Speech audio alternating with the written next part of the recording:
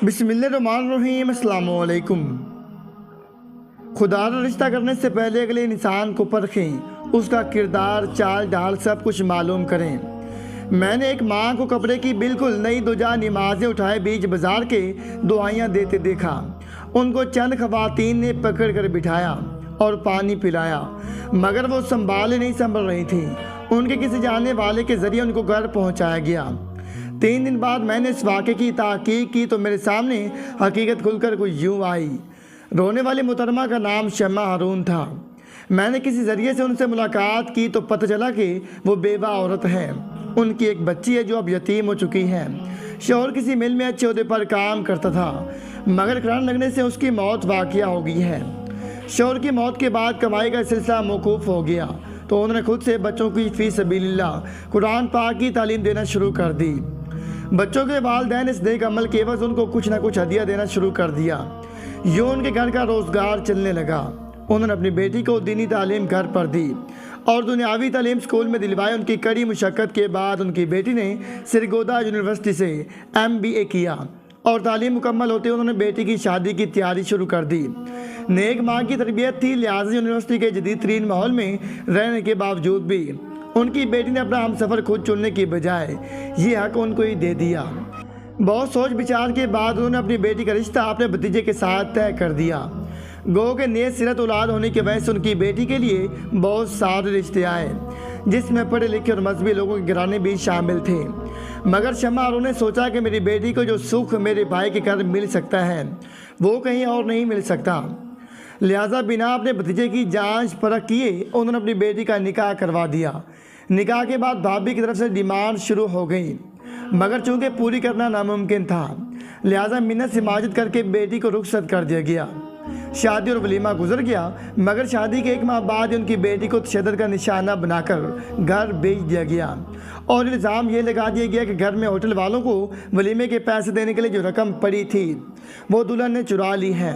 शम्मा हारून और उनकी बेटी ने लाख सफाइयाँ दी, मगर उनका यकीन किसी ने करना था, यूँ ही वो चोरी समझी जाती रहीं। शम्मा हारून के भाई ने भी अपनी फैमिली को इस मामले में सपोर्ट करना शुरू कर दिया और उनको मशवरा दिया कि दुल्हन को यहाँ लाओ और अपने घर में लाने के बाद उसे मजबूर करो कि वलीमे के पैसे अपनी माँ से लेकर दे। यूँ उनके भाई ने चाल चलते हुए सुलह सफाई करवाई और दुल्हन को घर ले जाने का कहा। दुल्हन ने जाते हुए अपनी माँ से कहा कि अम्मी जान, मेरी जाए नमाज नहीं मिल रही जिस पर मैं यूनिवर्सिटी में नमाज अदा करती थी, वो ढूंढ कर ज़रूर पहुँचा देना। मुझे इस जाए नमाज पर नमाज अदा करके ज़्यादा सुकून मिलता है और ख़ुद मामू के साथ अपने ससुराल आ गई। घर आने के तीसरे दिन ही दुल्हन के मामू ने अपनी सगी भांजी को पैसे चोरी के इल्ज़ाम में जान से मारने की धमकी दी। बस सूरत दीगर माँ से वलीमे का सारा खर्च लेकर देने का कहा। दुल्हन ने माँ से पैसे लेकर देने से इनकार कर दिया। इनकार सुनते ही उस शोर ने जो रिश्ते में उसका मामू ज़ात भी था, छुरे के वार करके उसे जान से मार दिया। दूसरी तरफ शम्मा हारून लाख ढूंढने के बावजूद भी अपनी बेटी की पुरानी जाए नमाज ना ढूंढ सकी और उसके लिए 2 नई जाए नमाजें खरीद लीं, मगर अभी खरीद कर बाज़ार से निकली भी ना थी कि उसे बेटी की मौत की खबर मिली तो उसने रोना पीटना शुरू कर दिया। किसी जानने वाले ने घर पहुंचाया, बाद जहाँ वही जाए नमाजें वापस करके कुछ पैसे और डालकर उसी दुकान से उन्होंने अपनी बेटी का कफन खरीदा। ये मोहल्ले की तरीक में पहला जनाजा था, जिसके बाद ना ये ऐलान हुआ था कि लोग खाना खा कर जाएं, ना ये ऐलान हुआ था कि किसी ने लेन देन करना हो तो मरहुमा की माँ से रब्ता कर ले, क्योंकि माँ के पास तो कुछ था ही नहीं। मौत के दूसरे और तीसरे दिन आने वाले मेहमानों के लिए खाना मोहल्ले वालों की तरफ से चंदा जमा करके बनाया गया। तो इस पर भी शम्मा हारून के जालिम भाई ने लहजे में फिरौनियत लाते हुए कहा था कि जितना खर्चा उसकी मौत और जनाजे पर किया है उतना खर्चा उसके वलीमे पर कर देती तो आज वो जिंदा होती। लाख कोशिशों के बावजूद भी शम्मा हारून अपनी बेटी के कत्ल को कत्ल साबित नहीं कर सकी और उसे खुदकशी करार देकर पुलिस ने केस बंद कर दिया। अब रोज़े महशर अल्लाह की अदालत में फ़ैसला होगा और अल्लाह ताला तो पूरा इंसाफ करेंगे। शम्मा हारून जैसी गलती दोहराने वाले लोगों से अल्तिजा है कि बेटी का रिश्ता पूछ पड़ताल करके जांच परख कर दें। औलादों को बिल्ली चढ़ाकर पुराने रिश्ते को बरकरार ना रखें, बल्कि औलाद की मर्ज़ी और ख्वाहिश और खुशी को मुकद्दम रखें। आज चाचा मुश्ताक अजीज साहब ने अपनी दोनों बेटी को अपने घर पर बुला रखा था ताकि उनकी सुलह करवा दी जाए। साथ उनके दोनों दामाद भी थे। चूँकि मुश्ताक चाचू मेरे साथ खसूसी लगाव रखते थे और उम्र के फ़र्क से कतई नज़र मेरा और उनका गहरा याराना भी है, लिहाजा मुझे काजी मुकर्रर किया गया। मेरी बात को मनवान तस्लीम करने की हामी भरी गई। मुश्ताक चाचू और उनकी दोनों बेटियों ने मुझ पर भरोसे से इजहार किया। यूँ रात के खाने के बाद अदालत लगाने का फैसला हुआ। मुख्तसरन ये कि मुकर्रर वक्त पर दोनों बल्कि तीनों फरीकैन ने अपना अपना मुद्दा बयान किया। जब 3 फरीकैन हो चुके थे जिनमें मुश्ताक चाचू और उनकी दोनों बेटियां थीं, तो साथ तीसरा फरीक उनकी दामाद भी बोल पड़े। उन्होंने भी मुश्ताक चाचू से शिकवा कर दिया। मुश्ताक चाचू की दोनों बेटियों के दरमियान वजह तराजा ये थी कि बड़ी बहन छोटी बहन को कहती थी कि तुम वालिद साहब की ज़्यादा खिदमत करती हो, मुझे ये मौका कम मिलता है। जबकि छोटी बहन अपनी बड़ी बहन को कहती थी कि तुम ज़्यादा खिदमत करती हो, मुझे कम मौका मिलता है। और साथ ही दोनों बहनों का मुश्ताक चाचू से ये शिकवा भी था कि हमसे खिदमत नहीं करवाते, ना तो खुद को दबाने देते हैं, ना घर में अपने लिए कोई ख़ास डिश बनाने देती हैं, ना बेटियों को दिए गए तोहफ़े लेती हैं। जब मैंने चाचा मुश्ताक की तरफ नज़र घुमाई और उन्हें बोलने का इशारा दिया, तो इसी दौरान उनके दामाद भी बोल उठे कि हमारे ससुर हमारे लिए वालिद का दर्जा रखती हैं, मगर आज तक उन्होंने हमसे शफकत और शाइस्ती वाला बर्ताव किया है। कभी सख्त मिजाज वालिदैन बनकर हमको डांटा नहीं, हमारी कमी कोताही को नज़रअंदाज कर देती हैं।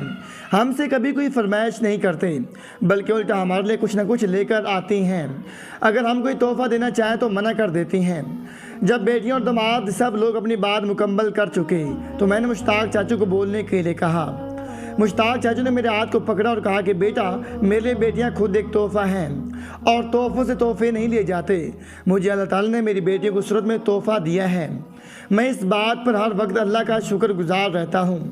रही बात मेरे दामादों की, तो इस बात में कोई शक नहीं कि ये मेरे बिल्कुल मेरे बेटों जैसी हैं। मैं इन तोहफे ले भी लूँ इनसे तो इन्हीं के घर में अपनी बेटियों या नवासों नवासियों को दे आऊँगा। लिहाजा मैं चाहता हूँ कि डायरेक्ट अपनी औलाद और अपनी बीवी को तोहफे तहफ़ दें ताकि उनके दरमियान मोहब्बत बरकरार रहे। मेरे लिए मेरे दोनों दामादों को ये तोहफ़ा ही काफ़ी है कि मेरी बेटियाँ उनके घरों में खुश हैं। इसके साथ ही मुश्ताक चाचू ने भी अपनी बहस समेट दी। उनके दलाल से उनके दामाद और उनकी बेटियाँ मुतमईन हो गईं। अब मसला दोनों बहनों के दरमियान नाराज़गी शिकवे शिकायत का था। एक दूसरे से कहते थे कि मुझे वालिद साहब की खिदमत का मौका कम मिलता है। मैंने इस फैसले के लिए मुश्ताक चाचू और उनके दोनों दामाद अपने मुआवन मुकर्रर किए और फिर बामी राय से दोनों बहनों के दरमियान इस बात पर तस्फिया करवा दिया कि मुश्ताक चाचू जितना वक्त एक बेटी के पास गुजारेंगे, उतने ही वक्त एक महीने के अंदर अंदर वो दूसरी बेटी के पास गुजारने के लिए पहुँच जाएंगे। यहाँ तक कि जब चाचू बूढ़े या बीमार हो जाएंगे तो फिर रूटीन बदल जाएगी। फिर चाचू के दोनों दामाद बारी बारी अपनी फैमिली के हमरा आकर मुश्ताक चाचू के पास रहेंगे और यहीं से अपने रोज़मर्रा के मामलात देखेंगे। मेरी बात पर सब लोग मुत्तफिक हो गए तो पास बैठे बैठे चाचू मुश्ताक के नवासे और नवासे भी बुलंद आवाज़ से कहने लगे कि अब नाना अबू हमारे घर रहें, अब नाना अबू हमारे घर रहेंगे। इसके बाद महफिल बर्खास्त सब लोग अपने अपने कमरों को सोने के लिए चल दिए। मैं उठकर मुश्ताक चाचू के साथ उनके कमरे की तरफ चल पड़ा और कमरे में पहुंचकर मैंने उनसे पूछा कि चाचू, यहाँ तो लोग ससुर से तो क्या सगे बाप तक को ओल्ड होम छोड़ आते हैं, हत्ता कि उनके बाप ने सारी ज़िंदगी उनके लिए कमाया होता है, उनको ज़िंदगी की हर आसाइश दी होती है, जबकि ज़्यादातर तो वालिदैन बोझ बनते ही नहीं, उनकी कमाई किसी न किसी सूरत में आ रही होती है।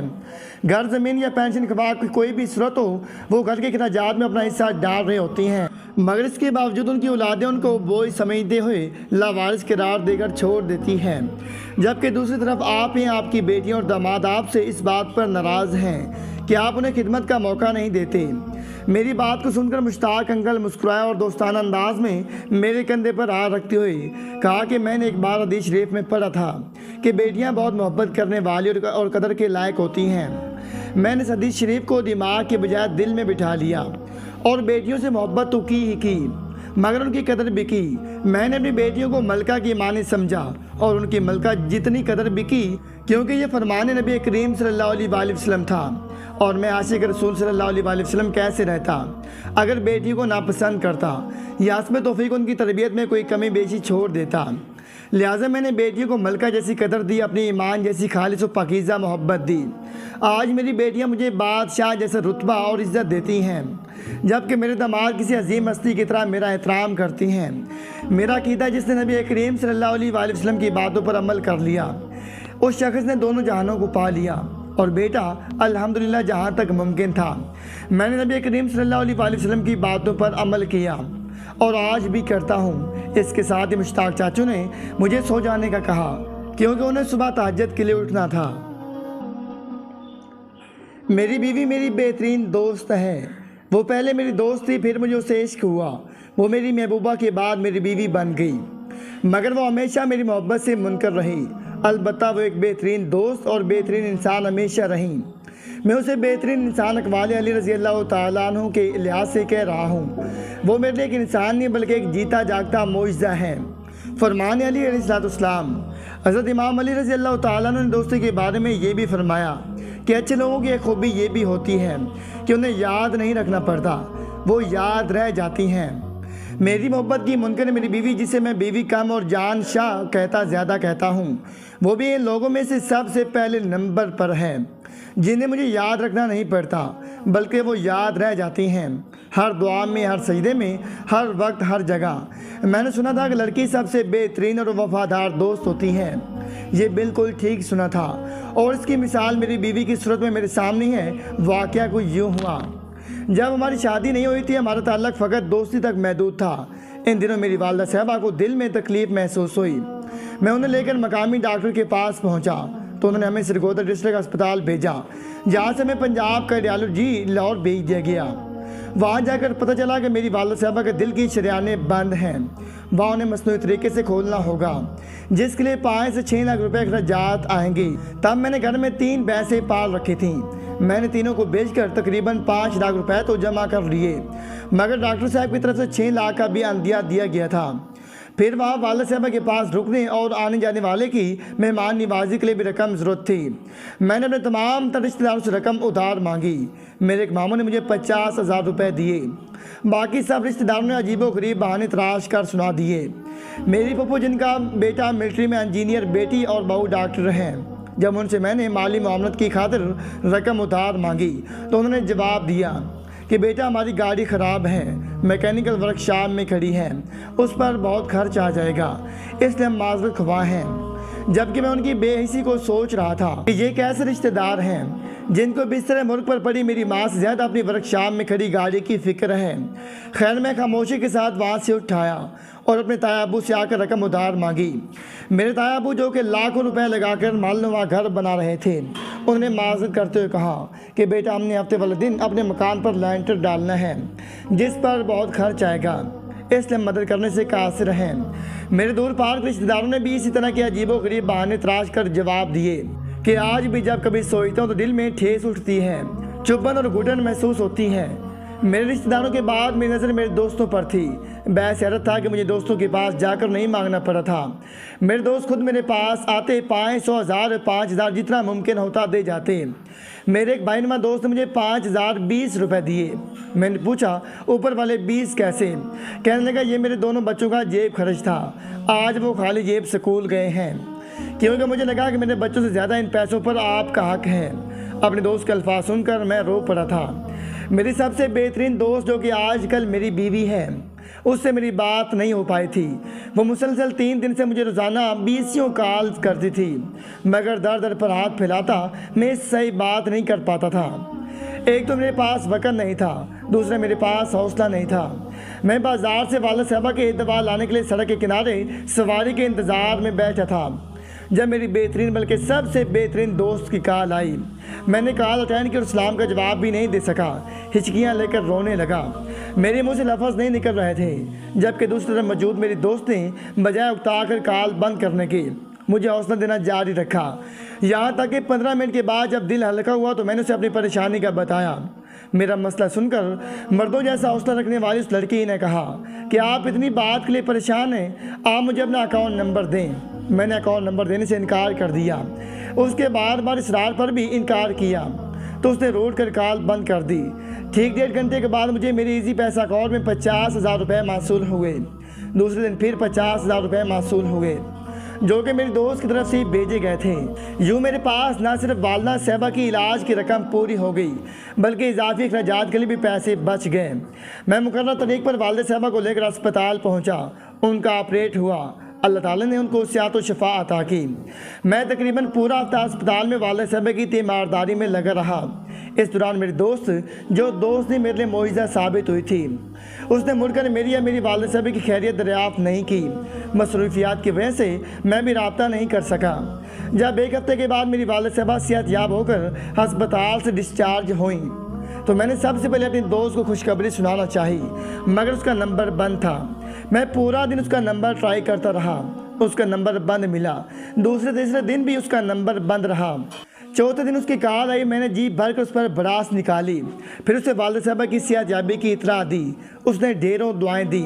मैंने नंबर बंद करने की वजह पूछी तो उसने बताया कि वह अपना मोबाइल और सोने का लॉकेट और अंगूठी बेच कर पैसे मुझे भेज चुकी थी, लिहाजा उसके पास मोबाइल ही नहीं था। आज किसी दोस्त ने अपना पुराना मोबाइल उसे दिया है तो उसने सबसे पहले मुझसे राबता किया। मैं एक बार फिर शर्मिंदा हो गया और एक बार फिर तस्लीम कर लिया कि मेरी दोस्त महज दोस्त नहीं बल्कि मेरे लिए मोइज़ा है। आज वही मोइज़ा मेरी महबूबा है, मेरी बीवी है। आज भी मसनूई ज़ेवरात पहन कर गुजारा करती है। मैं आज भी उसे ज़ेवर बनवा कर नहीं दे सका, मगर मेरी बीवी ने आज तक हरफ शिकायत नहीं ज़बान पर लाया, आज तक एहसान नहीं जितलाया। मेरे रूरमा हुआ ये मोइज़ा मेरी बीवी मुझे कुरान पाक इस आयत का मफहूम समझा गया है जिसमें मियाँ बीवी को एक दूसरे का लिबास कहा गया है। मेरी बीवी वाकई लिबास की तरह मेरी पर्दापोशी करती है, मेरा भरम बनाए रखती है। यही वजह है कि मैं इस मोइज़े को जितनी बार देखता हूँ मुझे उससे उतनी बार इश्क हो जाता है।